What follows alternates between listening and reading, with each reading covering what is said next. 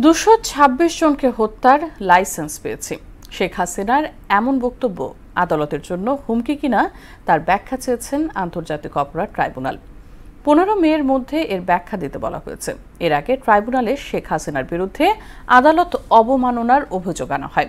Chief prosecutor Tajul Islam জানান, দ্রুততম সময়ের মধ্যে শেখ হাসিনার বিচার কাজ শুরু হবে। আরও জানাচ্ছেন কাজী পাপ্পু। ছাত্র জনতার গণ অভ্যুত্থানের মুখে গত 5 আগস্ট দেশ ছেড়ে ভারত চলে যান শেখ হাসিনা। সেখানে বসেই দলীয় নেতাকর্মীদের সঙ্গে মোবাইলে যোগাযোগ এবং বিভিন্ন বার্তা দেন তিনি। ইতোমধ্যে এর বেশ কয়েকটি সামাজিক যোগাযোগ মাধ্যমেও প্রকাশ পেয়েছে।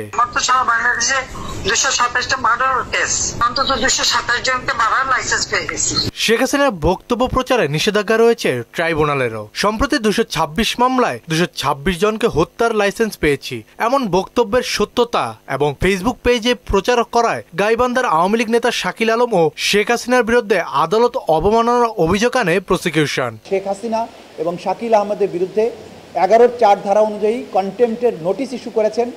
আগামী 15ই মে অথবা তার পূর্বে তাদেরকে সশরীরে অথবা আইনজীবীর মাধ্যমে আদালতে তাদের এই কনভারসেশনের ব্যাপারে তাদের যে কন্ডাক্ট সেগুলো ব্যাখ্যা দেওয়ার জন্য আদালত নির্দেশ দিয়েছেন। মে মাসের প্রথম সপ্তাহের মধ্যে শেখ হাসিনার বিচার শুরু হবে। আল জাজিরাকে দেয়া প্রধান উপদেষ্টার বক্তব্যের বিষয়ে জানতে চাইলে চিফ প্রসিকিউটর তাজুল ইসলাম বলেন, খুব শীঘ্রই এই মামলার ইতিবাচক ফলাফল দেখা যাবে। বিচার প্রক্রিয়া যথাযথ গতিতে অগ্রসর হচ্ছে।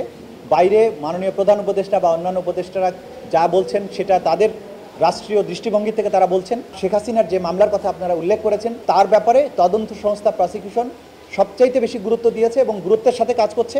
খুব সহসাই হয়তো এর রেজাল্ট আপনারা দেখতে পাবেন। Thank you.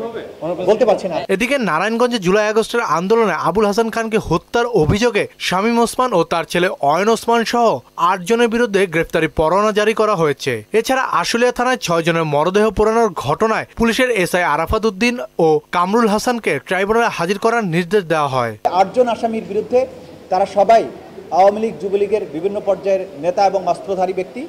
তাদের বিরুদ্ধে আদালত গ্রেফতারি পরোয়ানা জারি করেছে। এদিন স্বামীর অসুস্থতার জন্য সাবেক মন্ত্রী দীপুমণির প্যারোলে মুক্তির আবেদন শুনানি হয়। তাকে স্বরাষ্ট্র মন্ত্রণালয়ে যাওয়ার পরামর্শ দেন ট্রাইব্যুনাল। কাজী পাপ্পু, মোহনা সংবাদ, ঢাকা।